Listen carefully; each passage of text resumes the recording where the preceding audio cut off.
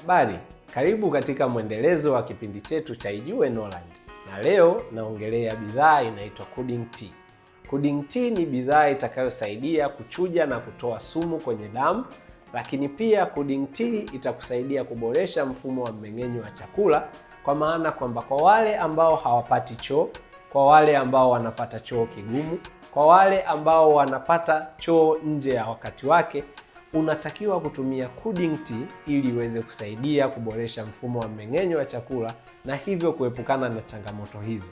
Lakini mbali na hiyo, Cooling Tea inasaidia kwa wale ambao wanapambana na uzito mkubwa, unene kupitiliza. Itakusaidia kuondoa mafuta ya ziada kwenye mwili na kukufanya uwe na uzito ulio sahihi.